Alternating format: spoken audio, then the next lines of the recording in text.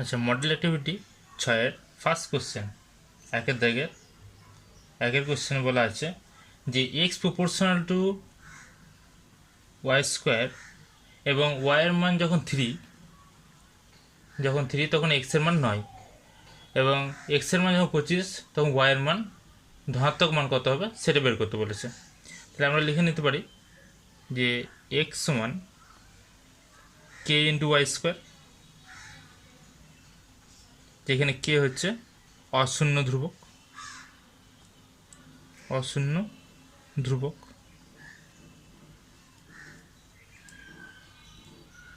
এখন বলেছে এক্স সমান 9 তখন ওয়াই সমান 3। তাহলে এখানে আমরা কী করবো, এই কে ধ্রুবকের মান বের করে নেব। তাহলে আমরা মান বসিয়ে দিই। তাহলে 9 equals to k into 3 square, যেহেতু ওয়াই স্কোয়ার আছে সেখানে 3 স্কোয়ার, তাহলে 9 ইকুয়ালস টু কে ইন্টু 9। তাহলে এখানে 9টা কি আছে, কে এর সঙ্গে গুণ হয়ে আছে, সেখানে বাদে গেলে কী হবে, ভাগ হয়ে যাবে। তাহলে 9/9 ইকুয়ালস টু কে, তাহলে কে ইকুয়ালস টু 1। ঠিক আছে, তাহলে আমরা এইটা যখন বলেছি কি এক্সের মান 25 হলে ওয়াইয়ের ধনাত্মক মান কত হবে বসিয়ে দেখে নিই। একই রকমভাবে x equals to k into y square, এক্সের মান বলতে আছে 25, কে এর মান 1, ওয়াই স্কোয়ার। তাহলে ওয়াই স্কোয়ারের সঙ্গে 1 গুণ করলে ওয়াই স্কোয়ার থাকবে, তাহলে ওয়াই স্কোয়ার ইকুয়ালস টু আমরা লিখতে পারি 25। তাহলে y equals to plus minus √/25, তাহলে y equals to plus minus 5। যেহেতু কোশ্চেনে বলে দেওয়া আছে যে ওয়াইয়ের ধনাত্মক মান, তাহলে ওয়াইয়ের ধনাত্মক মান হয়ে যাবে 5। তাহলে অপশান নাম্বার এ হয়ে যাবে আনসার। পরবর্তী কোশ্চেন 1-2 কোশ্চেন বলা আছে এ ও বি যথাক্রমে 2500 টাকা ও 2000 টাকা দিয়ে একটি ব্যবসা শুরু করে। 1 বছর পর ব্যবসায় 720 টাকা ক্ষতি হলে এ এর ক্ষতি কত হবে এটা বের করতে হবে। তাহলে এ ও বি এর দুজনের মূলধন বলে দেওয়া আছে, তাহলে এ ও বি এর মূলধনের অনুপাত আমরা প্রথমে বের করব। মূলধনের অনুপাত হয়ে যাবে কত, 2500 টাকা হচ্ছে এ এর মূলধন আর 2000 টাকা হচ্ছে বি এর মূলধন। তাহলে 0 0 কেটে যাবে, 5 যদি কাটে তাহলে 5 5 25, 5 4 20। তাহলে 5:4 হচ্ছে এদের দুজনের মূলধনের অনুপাত। তাহলে এ এর ক্ষতি হবে, আচ্ছা মোট ক্ষতির পরিমাণটা বলে দেওয়া আছে, মোট ক্ষতি সমান 750 টাকা, এই 750 বলছি 720 টাকা। তাহলে এ এর ক্ষতির পরিমাণ হয়ে যাবে 720 ইন্টু আনুপাতিক ভাগ করে নেবো, তাহলে 5/5 + 4, তাহলে হয়ে যাবে 720 ইন্টু 5/9, তাহলে 9 8 9 72, তাহলে 80 5 8 40, তাহলে 400। তাহলে এর ক্ষতির পরিমাণ হয়ে যাচ্ছে 400 টাকা। তাহলে অপশান নাম্বার বি হয়ে যাবে আনসার। আচ্ছা, পরবর্তী কোশ্চেন 1-3 কোশ্চেন বলা আছে কি দুটি বৃত্ত পরস্পরকে সি বিন্দুতে ছেদ করেছে। তাহলে এখানে দুটি বৃত্ত আঁকে নিয়েছি আমরা, দুটি বৃত্ত পরস্পরকে সি বিন্দুতে ছেদ করেছে। এই বিন্দুটা হচ্ছে সি বিন্দুতে ছেদ করেছে এবং বহিঃস্পর্শ করেছে বৃত্ত দুটি। আচ্ছা, এ বি দুটি সাধারণ স্পর্শক যেটা বৃত্ত দুটিকে এ ও বি বিন্দুতে স্পর্শ করেছে। তাহলে এ ও বি যে দুটো বিন্দু, এটা কি করেছে, বৃত্ত দুটি সাধারণ স্পর্শক যেটা একটাকে এ বিন্দুতে এবং অপর একটা বৃত্তকে বি বিন্দুতে স্পর্শ করেছে। আমাদেরকে বের করতে বলেছে যে কোণ এ সি বি, এই বিন্দু এবং এই বিন্দু এই দুটি স্পর্শ হয়েছে এই বিন্দু দুটি। তাহলে এ বিন্দু এবং বি বিন্দু থেকে সি বিন্দুকে যোগ করা হলো। তাহলে যে কোণ উৎপন্ন হয়েছে এ সি বি, এই কোণটা পরিমাপ নির্ণয় করতে বলেছে। তাহলে আমরা আরেকটি স্পর্শ এঁকে নেব সি বিন্দু দিয়ে। সি বিন্দু দিয়ে অপর একটি স্পর্শক অঙ্কন করে নেব, যেটা কি করেছে এ বিকে ডি বিন্দুতে ছেদ করেছে। তাহলে আমরা দেখে নিচ্ছি যে ত্রিভুজ এ সি ডি থেকে আমরা কী পাচ্ছি। ত্রিভুজ এ সি ডি থেকে আমরা বলতে পারি যে যেহেতু একটা বহিস্থ বিন্দু ডি এবং এই দুটি বিন্দুতে সাধারণ দুটো স্পর্শক, যদি বহিস্থ কোনো একটা বিন্দু থেকে কোনো বৃত্তের ওপর দুটি স্পর্শক যদি অঙ্কন করা হয় তাহলে স্পর্শক দুটির দৈর্ঘ্য সমান হয়। তাহলে এই ক্ষেত্রে আমরা বলতে পারি যে ত্রিভুজের এডি সমান সিডি। আর এই ত্রিভুজের আমরা জানি কি ত্রিভুজের সমান বাহুর বিপরীত কোণগুলি কী হয়, সমান হয়। তাহলে আমরা বলতে পারি কোণ এডি বাহুর বিপরীত কোণ এসিডি সমান সিডি বাহুর বিপরীত কোণ সিএডি সমান হবে। অপরদিকে যদি আমরা দেখি এই ত্রিভুজের ক্ষেত্রে, সেখানে কি দেখতে পাবো বিসিডি থেকে পাই ত্রিভুজ বিসিডি থেকে বিডি আর সিডি সমান বিডি ইকুয়ালস টু সিডি। তাহলে বিডি এর বিপরীত কোণ ডিসিবি, কোণ ডিসিবি সমান কোণ সিডি এর বিপরীত কোণ ডিবিসি, কোণ ডিবিসি সমান। আচ্ছা, আমরা যদি এই বড় ত্রিভুজটার কথা ভাবি এ বি সি ত্রিভুজের কথা, তাহলে আমরা কি দেখতে পাই যে তিনটে কোণের সমষ্টি এই কোণ, এই কোণ এবং এই গোটা কোণ। এই গোটা কোণটাকে আমরা কি লিখতে পারি এ সি ডি প্লাস কোণ বি সি ডি। তাহলে আমরা লিখে নিই কোণ সি এ ডি প্লাস কোণ এ সি ডি প্লাস কোণ সিবিডি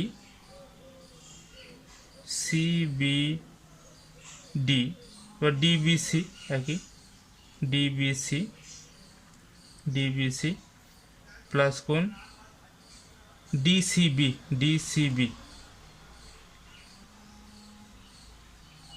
সমষ্টি হবে 180 ডিগ্রি। আচ্ছা, আমরা এখানে দেখে নিচ্ছি যে এই কোণটা সমান, অপরদিকে এই কোণটার সঙ্গে এই কোণটা সমান। তাহলে আমরা কি করতে, এটার জায়গাতে আমরা এসিডি লিখতে পারি। তাহলে কোণ এসিডি প্লাস কোণ এসিডি, আচ্ছা ডিবিসি এই কোণটার জায়গায় আমরা কি লিখতে পারি ডিসিবি লিখতে পারি। তাহলে কোণ ডিসিবি প্লাস কোণ ডিসিবি সমান 180 ডিগ্রি। তাহলে আমরা 2 কোণ এসিডি প্লাস 2 কোণ ডিসিবি সমান 180 ডিগ্রি।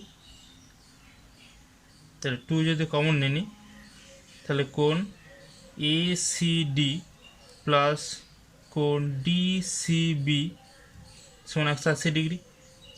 আচ্ছা, এই দুটি কোণের সমষ্টি হচ্ছে এসিবি কোণ। তাহলে কোণ 2 কোণ এসিবি সমান 180 ডিগ্রি। তাহলে কোণ এসিবি সমান হচ্ছে 180 ডিগ্রি বাই 2, যেহেতু 2টা কি আছে সমান ডান দিকে এলে পরে ভাগ হয়ে যাবে, সমান হচ্ছে 90 ডিগ্রি। তাহলে উত্তরটা হয়ে যাবে অপশান নাম্বার ডি হয়ে যাবে আনসার, 90 ডিগ্রি। তাহলে কোণ এসিবি সমান 90 ডিগ্রি। পরবর্তী কোশ্চেন 1 দাগের 4 কোশ্চেন বলা আছে একটি নিরেট অর্ধগোলকের সমগ্র তলের ক্ষেত্রফল 147 পাই বর্গ সেন্টিমিটার হলে উহার ব্যাসার্ধ হবে। তাহলে একটা অর্ধগোলকের কথা আমরা ভেবে নিই। এটা হচ্ছে অর্ধগোলক, নিরেট অর্ধগোলক, এর ব্যাসার্ধ বের করতে বলেছে। তাহলে আমরা এর ব্যাসার্ধ আমরা ধরে নেব আর। তাহলে ধরি নিরেট অর্ধগোলকের ব্যাসার্ধ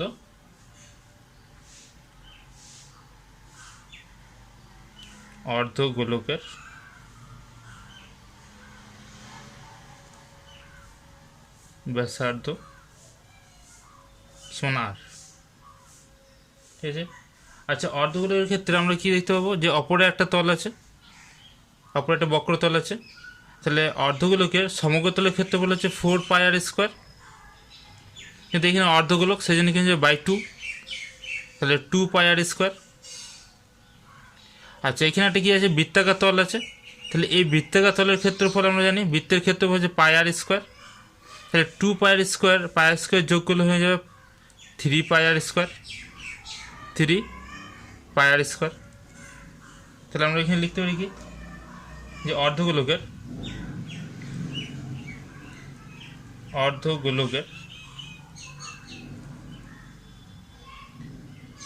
সমগ্রতলের ক্ষেত্রফল,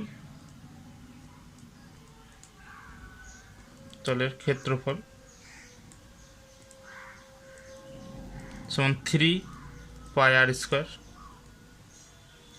এত বর্গ সেমি। আচ্ছা, এখানে সেমি হবে ব্যাসার্ধ। তাহলে আমরা কি দেখতে পারি, শর্তানুযায়ী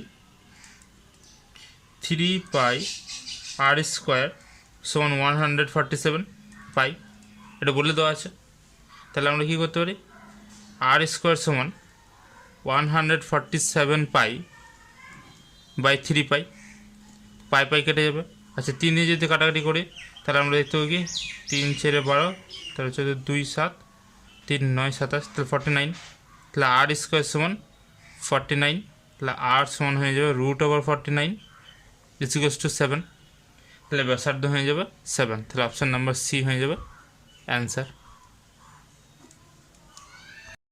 আচ্ছা, 2-এর দাগের ফার্স্ট কোশ্চেন বলেছে, ও কেন্দ্রীয় বৃত্তের বহিস্থ বিন্দু এ থেকে বৃত্তের দুটি স্পর্শক টানা হলো। তাহলে ও কেন্দ্রীয় বৃত্ত হচ্ছে এটা, ও কেন্দ্রীয় বৃত্ত থেকে বহিস্থ একটা বিন্দু এ থেকে কী করা হয়েছে, দুটি স্পর্শক অঙ্কন করা হয়েছে, যেটা বৃত্তকে একটা বিন্দু বিতে ছেদ করেছে এবং অপর একটা বিন্দু সিতে ছেদ করেছে।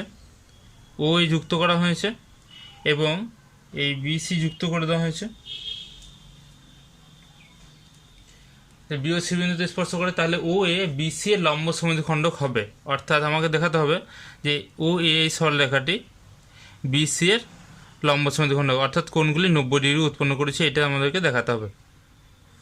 তাহলে আমরা বলতে পারি কি, এইখানে যে ত্রিভুজ দুটি উৎপন্ন হয়েছে, যে এখানে কি বহিস্থ কোনো বিন্দু থেকে যদি স্পর্শ অঙ্কন করা হয়, তাহলে স্পর্শক দুটির দৈর্ঘ্য সমান হয়। তাহলে আমরা বলতে পারি কি এ বি সমান এসি। আচ্ছা, এখানে আমরা দেখতে পাবো কি, যে বি এ ডি আছে, যে বিন্দু ছেদ করেছে নাম বিন্দু ডি, যে বিন্দুতে টাচ করেছে।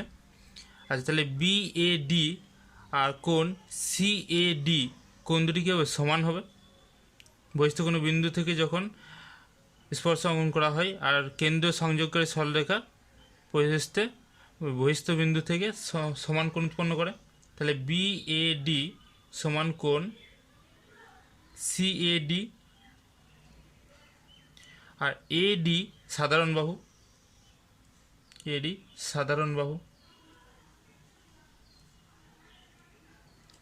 তাহলে আমরা দেখতে পাচ্ছি কি ত্রিভুজ দুটি সর্বসম। তাহলে ত্রিভুজ বি এ ডি সর্বসম ত্রিভুজ সি এ ডি।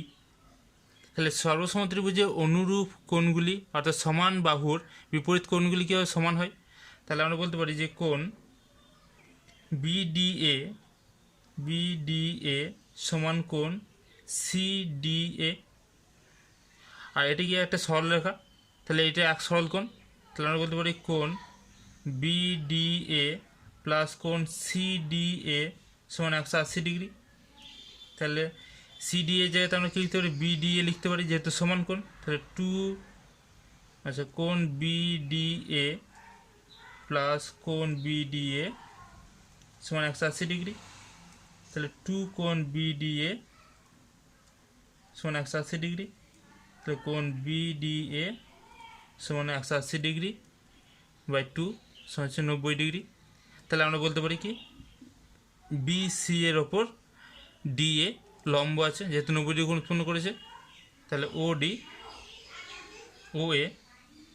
এ লম্ব বিসি। তাহলে আমরা বলতে পারি এটা লম্ব সমদ্বিখণ্ডক হবে। তাহলে এই উক্তিটি কী হবে? সত্য হবে। উক্তিটি সত্য হবে। 2 দাগে সেকেন্ড কোশ্চেন বলা আছে একটা ত্রিভুজ দেওয়া আছে, ত্রিভুজের পি কিউ আর একটা ত্রিভুজ, এই কিউ আর এর সমান্তরাল এস টি বলা আছে।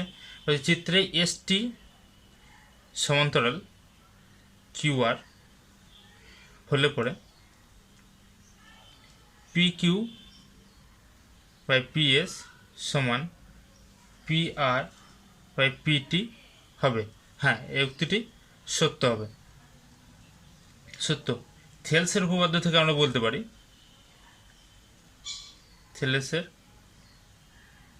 উপপাদ্য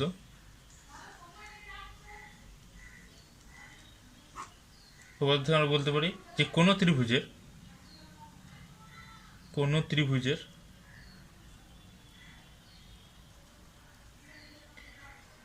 কোনো বাহুর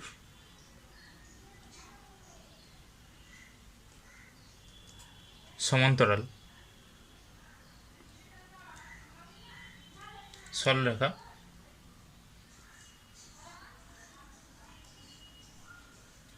অপর দুটি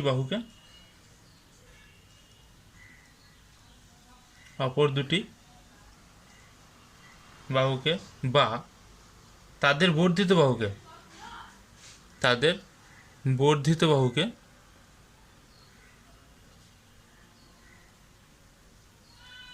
সমানুপাতে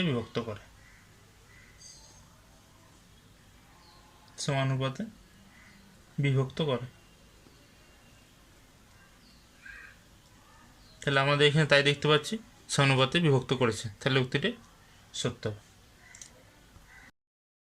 পরবর্তী কোশ্চেন 2 দাগের 3 কোশ্চেন বলা আছে যে শঙ্কু তির্যক উচ্চতা শঙ্কুর উচ্চতার দ্বিগুণ হলে শঙ্কুটির ব্যাসার্ধ হবে উচ্চতা ইন্টু √3। তাহলে শঙ্কুটির তির্যক উচ্চতা শোন আমরা এল ধরে নিচ্ছি, যেটা হচ্ছে কি, আর উচ্চতা সমান এইচ। তাহলে এল সমান বলা আছে 2h, উচ্চতার দ্বিগুণ হবে। তাহলে আমরা বলতে পারি পিথাগোরাসের উপপাদ্য অনুযায়ী এল স্কোয়ার প্লাস আর স্কোয়ার, আচ্ছা শঙ্কুর ব্যাসার্ধ ধরে নিচ্ছি আর ব্যাসার্ধ সমান আর, তাহলে এইচ স্কোয়ার প্লাস আর স্কোয়ার সমান এল স্কোয়ার। আচ্ছা তাহলে আমরা মান বসতে পারি যে এইচ স্কোয়ার প্লাস আর স্কোয়ার সমান এল এর মান হচ্ছে 2h, তাহলে 2h তার হোল স্কোয়ার। তাহলে আমরা লিখতে পারি এইচ স্কোয়ার প্লাস আর স্কোয়ার সমান 4h স্কোয়ার। তাহলে এই আর স্কোয়ার সমান আমরা বলতে পারি কি 4h square minus H square. তো এই যে সমান বাঁ দিক থেকে ডান দিকে এসছে, তাহলে মাইনাস হবে। তাহলে আর স্কোয়ার সমান লিখতে পারি 3h স্কোয়ার।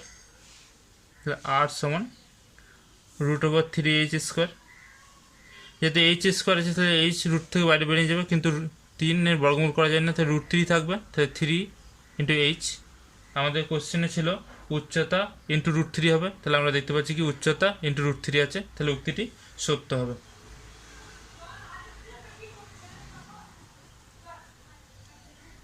আচ্ছা 2 দাগের 4 কোশ্চেন বলা আছে এ ও বি এর মূলধনের অনুপাত 7:5। এর মোট লাভ 140 টাকা পেলে বি এ পায় 125 টাকা। তাহলে আমাদেরকে এটা সত্য না মিথ্যা এটা আমাদের দেখতে হবে। তাহলে আমরা কী দেওয়া আছে যে A/B এদের মূলধনের অনুপাত দেওয়া আছে 7:5। তাহলে এ এর প্রাপ্ত টাকা সমান 7x আর বি এর প্রাপ্ত টাকা সমান হয়ে যাবে 5x। তাহলে আমরা বলতে পারি কি যে 7x সমান 140, যেহেতু প্রাপ্ত টাকা পরিমাণ বলে দেওয়া আছে 140 টাকা, তাহলে x সমান হয়ে যাবে 140/7 সমান 20। তাহলে আমরা যদি দ্বিতীয় জায়গাতে বি এর জায়গাতে যদি আমরা বসিয়ে দেখি তাহলে আমরা কী পাবো, বি এর প্রাপ্ত টাকা সমান 5x, তাহলে 5 × 20 সমান 100 টাকা। কিন্তু কোশ্চেনে কত বলা আছে, 125 টাকা, তাহলে উক্তিটি হয়ে যাবে মিথ্যা। আচ্ছা, 3 দাগের ফার্স্ট কোশ্চেন বলা আছে 3 বন্ধু ABC কিছু টাকা দিয়ে তারা বাস ক্রয় করেন এবং তারা মোট আয়ের 2/5 কাজের জন্য 3:2:2 অনুপাতে ভাগ করে নেন। তাহলে A:B:C সমান হচ্ছে 3:2:2 এবং মোট আয় এক মাসের মোট আয় হয়েছিল 29,260 টাকা। তারা কি করছে, মোট আয়ের 2/5, তাহলে মোট আয়ের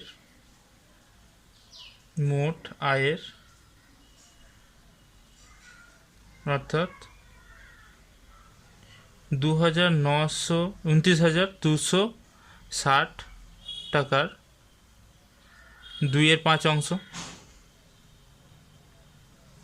সমান হয়ে যাবে 29,260 × 2/5। তাহলে কাটাকাটি করলে আসছে 5 × 5 = 25, 5 × 8 = 40, 5 × 8 = 40, 5 × 5 = 25, 5 × 4 = 20। আচ্ছা, 5 × 10, তাহলে হয়ে যাবে একে যদি 2 × 4, 5 × 10 = 0, 8 × 16, 17, 17 = 7, তাহলে 1, 5 × 10 = 11, এত টাকা। আচ্ছা, তাহলে 11,704 টাকা থেকে এ পাবে কত টাকা পাবে, 11,704 × 3/3 + 2 + 2, তার মানে আমরা দেখতে পাচ্ছি কি 3 + 2 + 2 সমান 11,704 × 3/7। 7 দিয়ে যদি আমরা কাটাকাটি করি তাহলে দেখতে পাবো কি 7 × 1 = 7, 6 × 7 = 42, 5 2 7, 7 2 7 2 7 2 14। তো এটা গুণ করে আমরা দেখতে পাবো কত আসছে, 5016, এত টাকা এ পাচ্ছে।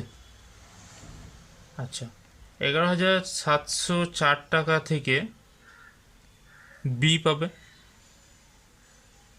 একই রকম হবে 11704 × 2/7, কাটাকাটি করলে একই আসবে 1672, একে 2 দিয়ে গুণ করলে আসবে 4, 7 × 14 4, 6 × 12 = 13, 3, তাহলে 1, 2 × 2 = 3, এত টাকা। তাহলে এ এর আয় বি এর থেকে, এ এর আয় বি এর থেকে কত বেশি হচ্ছে, তাহলে আমরা কি করব, এই টাকাটা থেকে এই টাকাটা বিয়োগ করে দেবো। তাহলে 5016 - 3344, এত টাকা বেশি। বিয়োগ করলে আমরা দেখতে পাচ্ছি কত, 1672, এত টাকা বেশি পাবে। থেকে 2 কোশ্চেন বলা আছে একটি লম্ববৃত্তাকার চোঙ ও লম্ববৃত্তাকার শঙ্কুর ভূমিতলের ব্যাসার্ধের দৈর্ঘ্যের অনুপাত 3:4 এবং তাদের আয়তনের অনুপাত 9:8, চোঙ ও শঙ্কুর উচ্চতার অনুপাত নির্ণয় করতে বলছে। তাহলে আমরা কি করব, ধরে নিচ্ছি যে চোঙের উচ্চতা সমান h1 একক এবং শঙ্কুর উচ্চতা সমান h2 একক, আমরা ধরে নিলাম। আচ্ছা, চোঙের ব্যাসার্ধ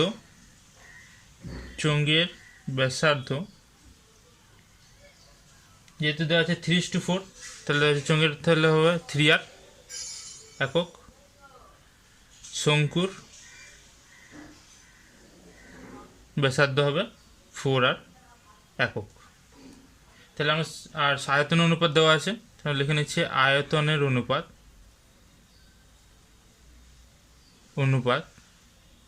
সমান 9:8। তাই শর্তানুযায়ী আমরা বলতে পারি,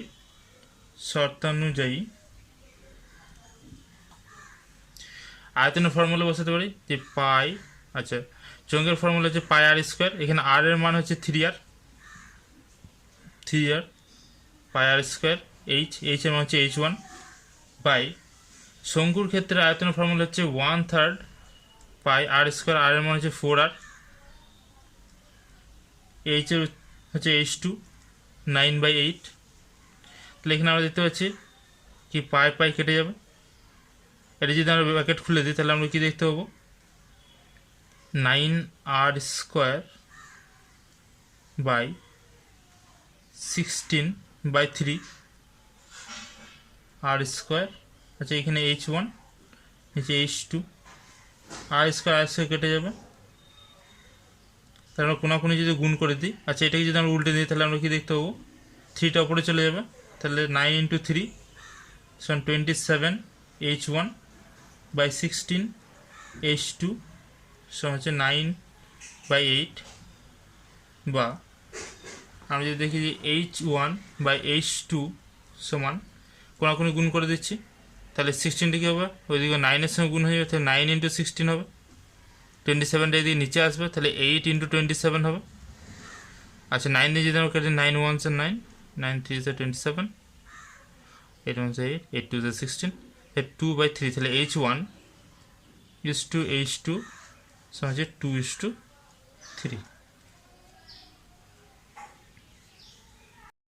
পরবর্তী কোশ্চেন 3 কোশ্চেন বলেছে যদি y proportional to s cube হয় তাহলে y এর বৃদ্ধি 8:27 অনুপাতে হলে x এর বৃদ্ধি কি অনুপাতে হবে এটা নির্ণয় করতে বলেছে। তাহলে আমরা লিখতে পারি কি y = k × x কিউব, যেখানে k হচ্ছে ভেদ ধ্রুবক বা অশূন্য ভেদ ধ্রুবক। তাহলে y এর যখন ধরে নিচ্ছি যে y যখন 8y, আমি ধরতে পারি কি এখানে যেহেতু 8:27 দেওয়া আছে, তখন x এর মান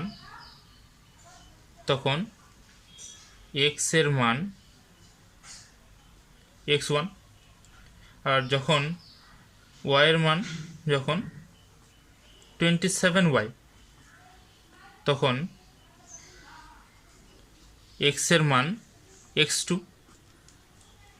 তাহলে আমরা লিখতে পারি যে 8y সমান k × x1³ এখান থেকে পাচ্ছি, x এর জায়গাতে x1 বসাবো, তাহলে এটা হচ্ছে 1 নম্বর। আবার যখন y এর মান যখন 27y, তাহলে 27y তখন k × x2³ এই 2 নম্বর। তাহলে 1/2 করে আমরা কি পাচ্ছি, 1/2 করে পাই।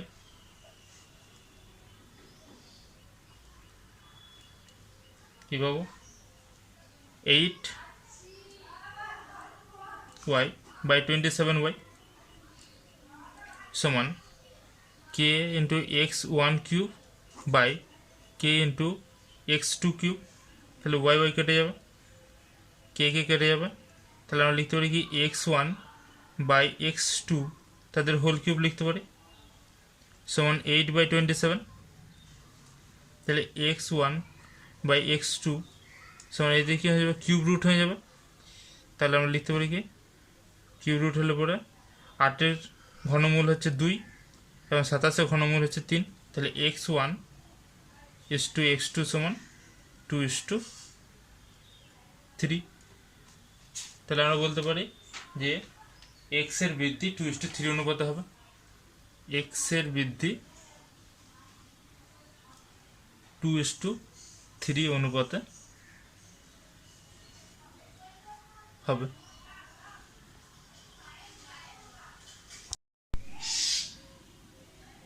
Thank you for watching this video. Please subscribe and like the bell icon.